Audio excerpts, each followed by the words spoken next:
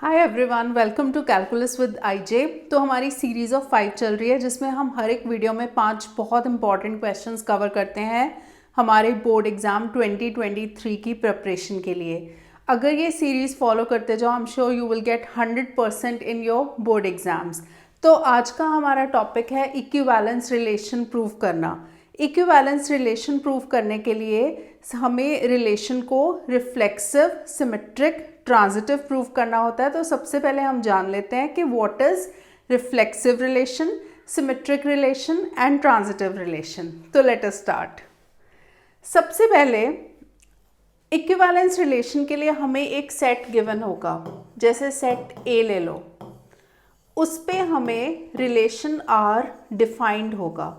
Question में already relation defined होगा, मतलब कैसे भी डिफाइंड हो सकता है कि अगर हम ए में से एक एलिमेंट लेते हैं, दो एलिमेंट्स लेते हैं, तो उनका सम लेस देन 10 होना चाहिए, उनका प्रोडक्ट लेस देन 20 होना चाहिए, ए इज इक्वल टू बी होना चाहिए। कैसे भी डिफाइंड हो सकता है, तो वो क्वेश्चन पे डिपेंड करता है। तो एक सेट गिवन होगा, एक रिलेशन आर गिवन होगा। रिफ्लेक्सिव के लिए हम क्या करते हैं, सेट में से सिर्फ एक एलिमेंट लेते हैं, जैसे ए बिलोंग्स टू ए, और हम प्रूव करते हैं कि ordered pair A A belongs to R. मतलब रिलेशन जो होता है उसके अंदर हमेशा ऑर्डर्ड पेयर्स होते हैं। तो हमें ये प्रूव करना है कि सेम एलिमेंट का ऑर्डर्ड पेयर खुद के साथ वो रिलेशन में लाई करना चाहिए। अगर वो लाई करता है तो आर होगा रिफ्लेक्सिव। सिमेट्री के लिए हम क्या करते हैं, दो एलिमेंट्स लेते हैं, let a b belong to a, और अज्यूम करते हैं कि A B belongs to R. Assume नहीं करते, एक्चुअली वो a B belongs to R होना चाहिए, उस रिलेशन में होना चाहिए। तो फिर हम प्रूव करेंगे कि B A also belongs to R. अगर ये प्रूव हो जाता है then R is symmetric. Obviously अगर ये चीज़ प्रूव नहीं हो पाती, मतलब कोई भी सेट ए बी अगर रिलेशन में है और पर बी ए उसमें नहीं है, जैसे 1-2 है बट 2-1 नहीं है, तो वो सिमेट्रिक नहीं होगा। पर अगर 1-2 है, 2-1 नहीं है, 2-1 है, 1-2 है और 2-1 भी है, तो वो सिमेट्रिक होगा। ट्रांजिटिव के लिए हम क्या करते हैं, तीन एलिमेंट्स लेते हैं, A B C belong to A such that ordered pair A B B C belong to R. तो हम इसमें प्रूव करते हैं कि A C belongs to R. अगर ये प्रूव हो जाता है देन आर इज ट्रांजिटिव। तो बेसिकली हम रिफ्लेक्सिव के लिए एक ही एलिमेंट लेते हैं सेट में से और प्रूव करते हैं कि वो खुद के साथ रिलेटेड है, तो वो प्रूव हो जाएगा कि आर इज रिफ्लेक्सिव। सिमेट्रिक में हम क्या करते हैं, दो एलिमेंट्स लेते हैं सेट में से such that A B belongs to R, फिर हम प्रूव करेंगे कि B A also belongs to R, तो वो सिमेट्रिक प्रूव हो जाएगा। ट्रांजिटिव के लिए हम तीन एलिमेंट्स लेंगे ए में से, A B B C belong to R होना चाहिए। तो अगर ये आर में लाई करता है then A C should also belongs to R, तो वो ट्रांजिटिव हो जाएगा।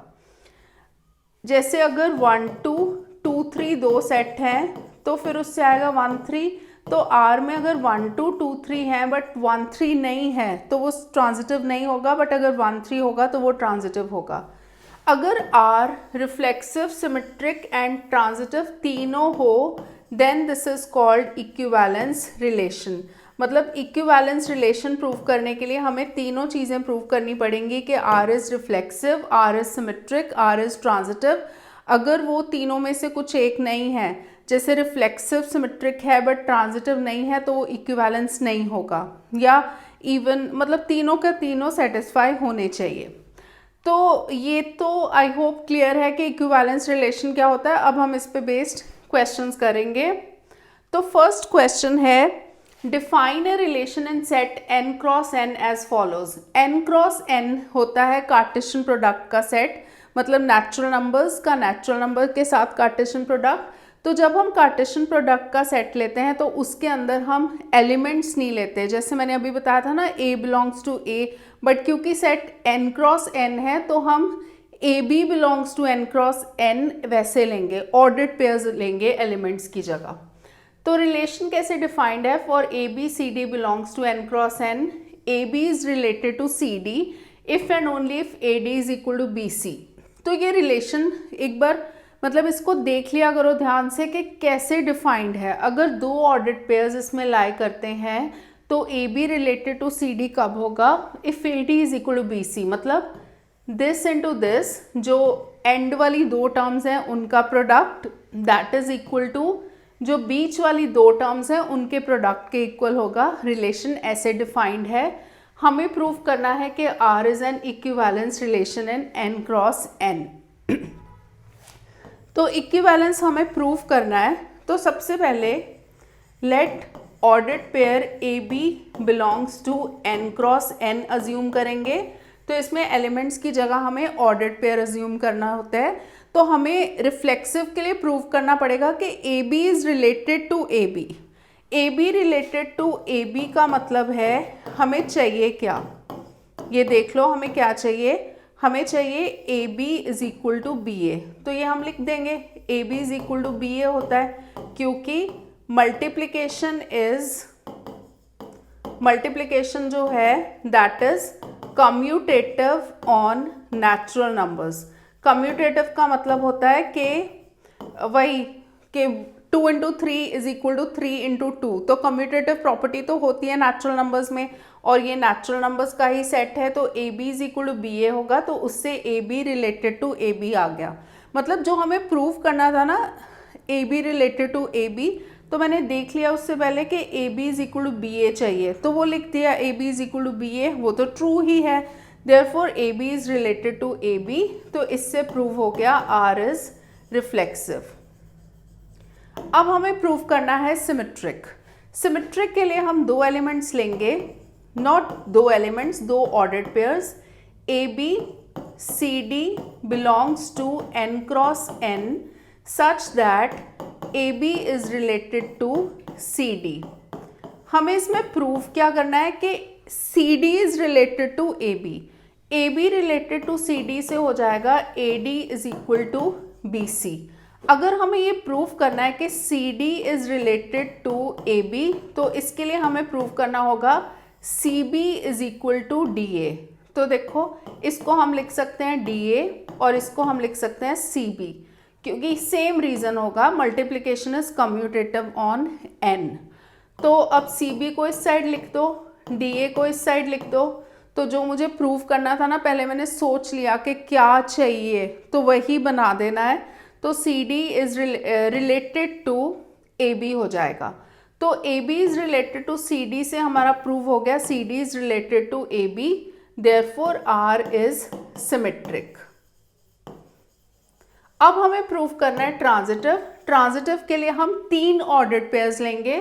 तो तीन ऑर्डर्ड पेयर्स होंगे, ordered pair A B, ordered pair C D, ordered pair E F belong to n cross n। और इसमें हमारी कंडीशन क्या होती है कि A B related to C D होना चाहिए and C D related to E F होना चाहिए। हमें प्रूव करना होता है A B is related to E F. अब देखो A B related to C D, इससे क्या आएगा, ये A D is equal to B C,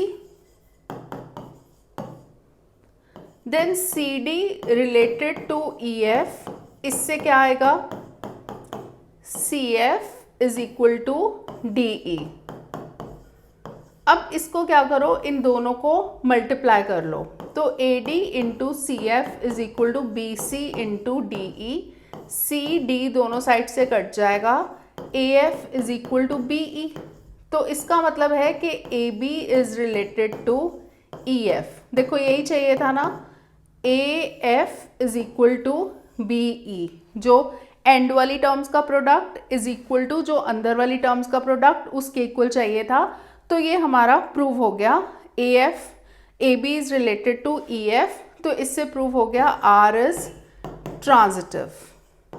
तो हमने तीनों चीज़ों को प्रूव कर दिया। अब हमें प्रूव करना है R is an equivalence relation. तो हम लिखेंगे R is reflexive, symmetric and transitive,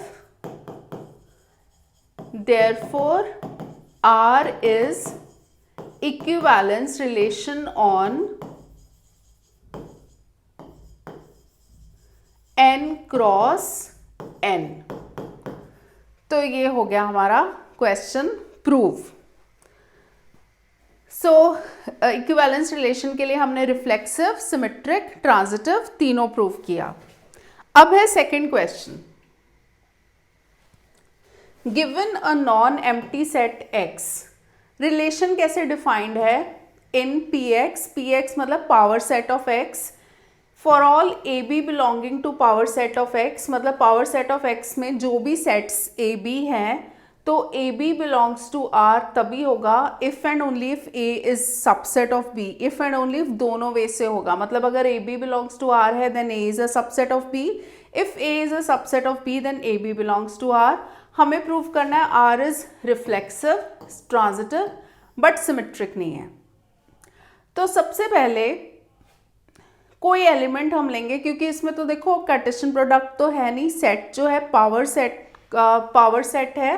power set होता है x जो सेट है ना उसके सारे एलिमेंट्स के सबसेट्स का set, that is called power set of x। तो रिफ्लेक्सिव के लिए पहले हम चेक करेंगे, let set A belongs to power set of x। हमें प्रूव करना है A is a subset of A, तो every set is a subset of itself.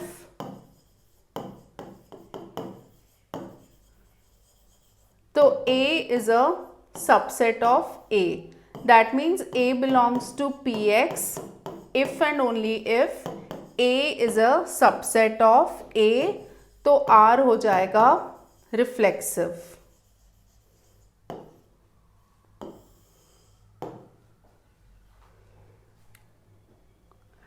तो ये रिफ्लेक्सिव हो गया। अब हमें प्रूव करना है ये सिमेट्रिक है। सिमेट्रिक के लिए हम दो सेट लेंगे, set AB belongs to Px। Actually हमें चेक करना है कि this is not symmetric. AB belongs to Px such that ordered pair AB belongs to R। तो AB belongs to R if and only if A is a subset of B। A को ले लो 1 set 1, B को ले लो 1 2 3। तो यहाँ पे example जो है A सबसेट ऑफ B है but B is not subset of A। तो यहाँ पे हमारा प्रूव नहीं हुआ ना, हर केस में नहीं प्रूव होगा कि अगर A सबसेट ऑफ B है तो B is a subset of A, ये प्रूव नहीं होगा। Therefore BA does not belong to R। जहाँ पे भी कॉन्ट्रडिक्शन आ रही हो तो वहाँ पे हमें एक एग्जाम्पल ज़रूर देना है, नहीं तो मार्क्स कटेंगे। तो यहाँ पे हमने प्रूव कर दिया कि A सबसेट ऑफ B है but B subset of A नहीं है, तो R is not symmetric, sorry not symmetric. अब हम ट्रांजिटिव का देखेंगे। ट्रांजिटिव के लिए हम तीन सेट लेंगे, A B C belong to Px such that ordered pair AB BC belongs to R। अब देखो ordered pair AB belongs to R, यही कंडीशन लगाएंगे if and only if A is a subset of B, and ordered pair BC belongs to R if and only if B is a subset of C। तो यहाँ दोनों से क्या आ गया, A is a subset of B which is a subset of C। तो इससे prove हो गया A is a subset of C। तो AC belongs to R if and only if A is a subset of C, तो R is transitive. तो इस question में हमें प्रूव करना था कि it is reflexive, it is transitive but it is not symmetric. तो नॉट सिमेट्रिक अगर कोई भी कॉन्ट्रडिक्शन आ रही हो उसमें ज़रूर एक एग्जाम्पल देना है। अब है next question, check whether the relation R in the set n of natural numbers. Set देखो सेट कौन सा है, n है, नेचुरल नंबर्स का सेट, given by r is equal to ordered pair AB such that A is divisor of B। तो हमें prove करना है इट is reflexive, symmetric, transitive. Prove नहीं करना, चेक करना है। Also determine whether R is an equivalence relation. तो देखो A is divisor of B, इसका क्या मतलब है? इसका मतलब है कि डिवाइजर ऐसे होता है जो नीचे आता है, जैसे हम इसको इससे डिवाइड करते हैं, सो दिस इज डिवाइजर, ये होता है डिविडेंड। डिवाइज़र मतलब b जो है वो a से डिविजिबल है, मतलब अगर a is divisor of b तो उसको ऐसे समझ सकते हो कि a divides b, a divides b, या फिर b is divisible by a, किसी भी वे से ले सकते हो। तो सबसे पहले रिफ्लेक्सिव के लिए हम क्या करेंगे, क्योंकि सेट ऑफ नेचुरल नंबर्स है, let a belongs to natural number, तो a is divisor of a। हर एक नंबर खुद से तो डिविजिबल होता है, जैसे 2 इज़ डिविजिबल बाय 2, आंसर 1 आएगा, 3 is divisible by 3, 4 is divisible by 4, सब खुद से डिविजिबल तो होगा ही। तो a बिलोंग्स टू r होगा, तो इससे प्रूव हो गया r इज रिफ्लेक्सिव। अब हम लेंगे सिमेट्रिक का case, let a b belong to set of natural number such that ab belongs to r, that means a is divisor of b, a is divisor of b मतलब b जो है वो a से divisible है। इसमें ना वो साफ दिख रहा है कि b is not divisor of a होगा, तो एग्जाम्पल लेना है, a को ले लो 2, b को ले लो 4, तो b is divisible by a, मतलब 4/2 is 2, but 2 is not divisible by 4, मतलब 2/4 जो है वो तो हाफ आएगा ना, डिविजिबल का मतलब होता है कि नेचुरल नंबर ही आना चाहिए। तो 4 b is divisible by a है, तो a is divisible by b है, बट यहाँ पे ab बिलोंग्स टू r, तो a is divisor of b होगा, मतलब b is divisible by a, तो b is not divisor of a, क्योंकि देखो अगर a डिवाइज़र ऑफ b है तो b डिवाइज़र ऑफ a होगा, तभी हम प्रूव कर पाएंगे सिमेट्रिक है। बट यहाँ पे a is divisor of b तो है, but b is not divisor of a, तो इस केस में ये सिमेट्रिक नहीं होगा। बहुत सारे ऐसे एग्जाम्पल्स हो सकते हैं, यहाँ पे a एंड b को इक्वल नहीं लेना, तो जिसमें डिविजिबल हो अगर इक्वल ले लो, बट हमें कॉन्ट्राडिक्शन वाला एग्जाम्पल ही ढूंढना है, चाहे हमारा 1000 केसेस में चीज़ प्रूव हो जाए, but in one case we are getting contradiction, तो हमें कॉन्ट्राडिक्शन वाला ही देखना है, क्योंकि अगर 1000 केसेस में प्रूव होता है बट एक केस में प्रूव नहीं होता तो वो फॉल्स है। तो ये प्रूव हो गया r इज़ नॉट सिमेट्रिक। अब ट्रांजिटिव के लिए let a b c belong to n such that ordered pair ab belongs to r and bc belongs to r. ab belongs to r means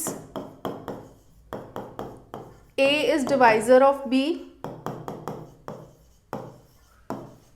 bc belongs to r means b is divisor of c, मतलब जैसे इसका मतलब है b is divisible by a, जैसे a को ले लो 2, b को ले लो 4, c को ले लो 8, तो 4 जो है 2 से डिवाइड हो जाता है, 8 4 से डिवाइड हो जाता है, तो 8 2 से भी डिवाइड हो जाएगा, तो इन दोनों से आएगा a is divisor of c, मतलब इसको ऐसे समझना है कि a c को डिवाइड कर देता है, या c is divisible by a, therefore AC belongs to R, तो R होगा transitive.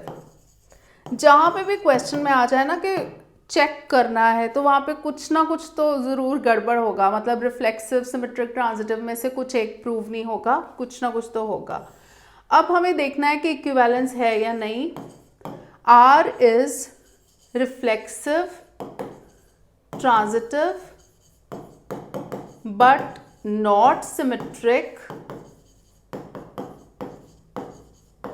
therefore R is not equivalence relation। तो ये हमारा क्वेश्चन हो गया। अब है हमारा next question, n is the set of natural numbers and r is the relation on n cross n defined by a, b, r, c, d if and only if a, d into b plus c is equal to b, c into a plus d. Check whether r is an equivalence relation on n cross n. तो ये वाला question थोड़ा सा tricky है, तो इसको ध्यान से करना है। इसमें भी देखो कार्टेशियन प्रोडक्ट गिवन है, जब भी कार्टेशियन प्रोडक्ट गिवन होते हैं तो हमें ऑर्डर्ड पेयर्स लेने होते हैं। सबसे पहले ना ये समझ लो रिलेशन कैसे गिवन है, A B R C D.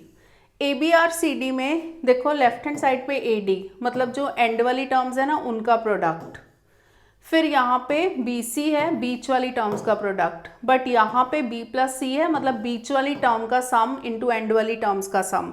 मतलब कैसे लिया हुआ है, A B R C D को कैसे लिया है, सबसे पहले इन दोनों का प्रोडक्ट, बीच में बीच वाली टर्म, साथ में बीच वाली टर्म का सम, और राइट हैंड साइड पे बीच वाली टर्म का प्रोडक्ट और एंड वाली टर्म्स का सम a प्लस डी ऐसे गिवन है।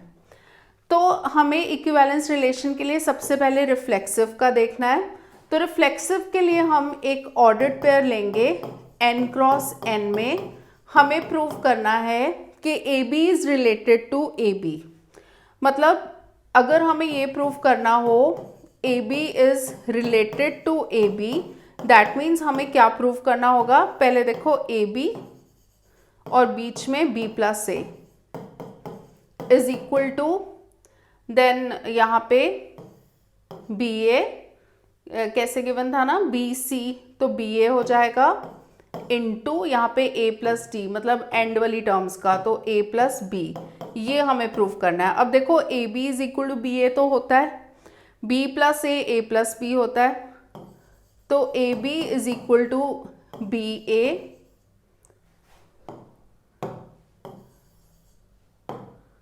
B is equal to b a हम लिखेंगे क्योंकि multiplication is commutative on natural numbers. Then हम लिखेंगे a plus B is equal to b plus a. Actually ना b प्लस ए हम लेफ्ट हैंड साइड पे लिख लेते हैं, तो उससे जब मल्टीप्लाई करेंगे तो करेक्ट ऑर्डर आएगा। तो b plus A is equal to a plus b, क्योंकि sum is commutative on n। Commutative होता है ना 2 plus 3 is equal to 3 plus 2। जब हम इन दोनों को मल्टीप्लाई करेंगे a b into B plus a मतलब इन दोनों इक्वेशंस को, is equal to b a into A plus B. तो ये प्रूव हो गया a B is related to A B. तो therefore A B is related to A B, क्योंकि हमें वही प्रूव करना था। A B is related to A B prove हो गया, that means R is reflexive.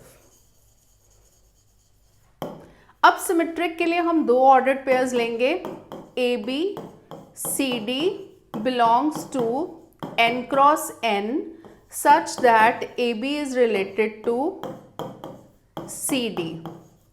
तो इससे कैसे लेंगे, A D into B plus C is equal to B C into A plus D.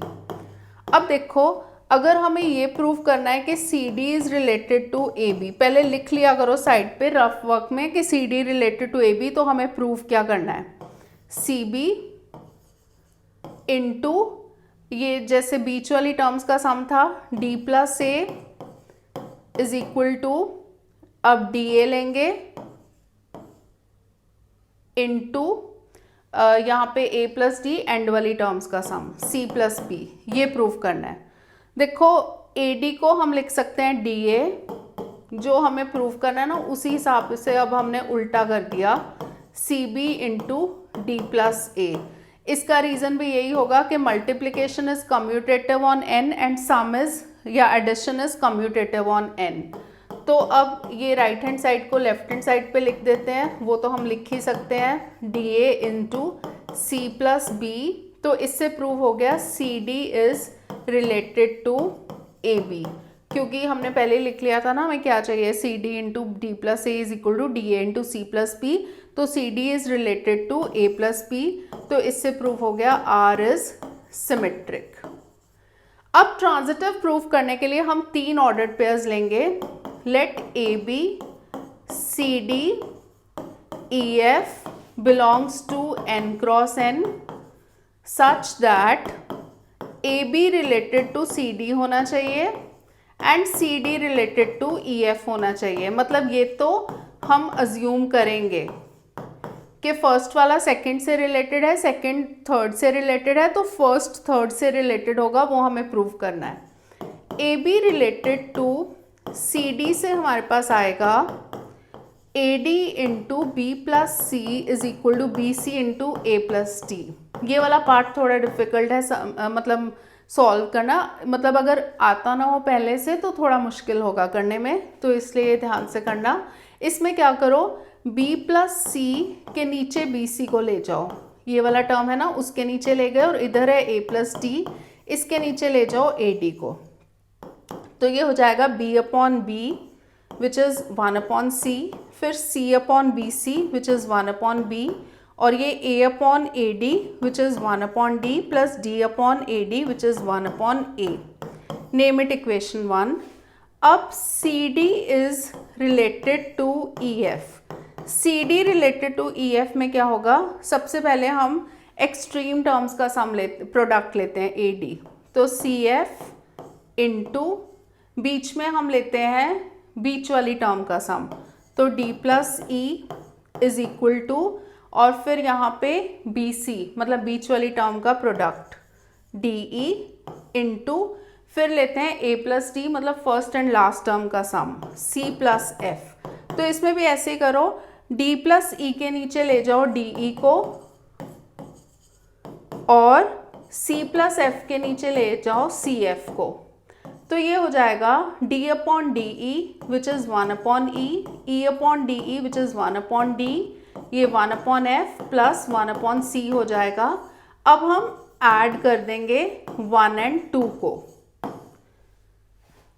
1 and 2 को जब हम ऐड करेंगे तो इससे आएगा 1 upon c plus 1 upon b is equal plus 1 upon e plus 1 upon d, और राइट हैंड साइड पे हमारे पास आएगा 1 अपॉन डी प्लस 1 अपॉन ए plus 1 upon f plus 1 upon c. दोनों साइड से 1 अपॉन डी कट जाएगा, और 1 अपॉन सी cut जाएगा.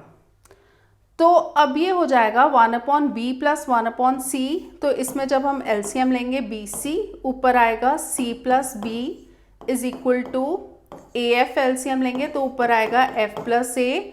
तो उससे हमारा ये रिजल्ट प्रूव हो जाएगा कि ए एफ इंटू हमें चाहिए क्या, क्योंकि हमें प्रूव करना है कि A B is related to E F, तो a F into B plus ई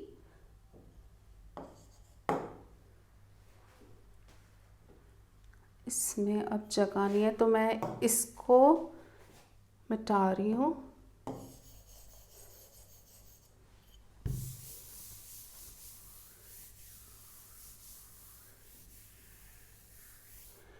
ये वाला पार्ट मैं इस साइड लिख रही हूँ. 1 upon B plus 1 upon E is equal to 1 upon A plus 1 upon F. तो इसमें हम बी ई एलसीएम लेंगे और राइट हैंड साइड पे ए एफ एलसीएम लेंगे. ऊपर लिख लो बी प्लस ई और यहाँ पे लिख लो ए प्लस एफ. वैसे e plus b and a plus f plus a होगा, बट इस फॉर्म में लिख लो. तो ये हो जाएगा A F into B plus E is equal to B E into A plus F. अब देखो, अगर हमें प्रूव करना था A B is related to E F, तो इसमें प्रूव करना होता है एंड वाली टर्म्स का प्रोडक्ट ए डी मतलब ए एफ इंटू बीच वाली टर्म्स का सम, तो B plus E is equal to फिर बीच वाली टर्म्स का प्रोडक्ट बी ई इंटू ए प्लस डी मतलब एंड वाली टर्म्स का जो सम होगा, तो ए प्लस एफ. तो हमें यही प्रूव करना था, A F into B plus E is equal to B E into A plus F. Therefore, AB is related to AF, तो इससे प्रूव हो गया R इज ट्रांजिटिव। तो हमें ये चेक करना है कि R is an equivalence relation on n cross n या नॉट।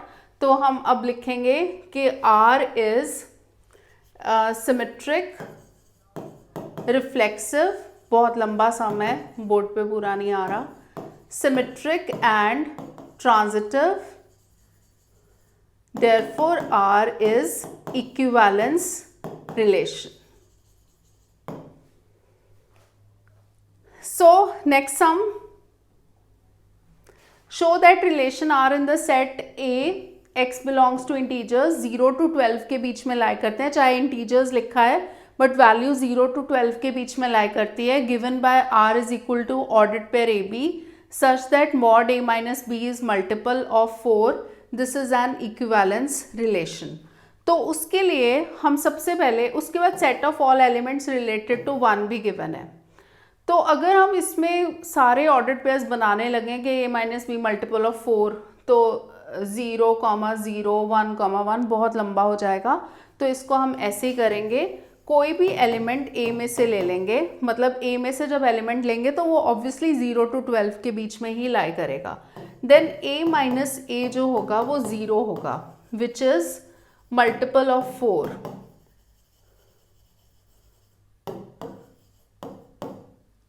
देयरफॉर मतलब 0/4 तो 0 ही होता है, तो 0 इज डिविजिबल बाय 4, तो 0 इज मल्टीपल बाय ऑफ 4।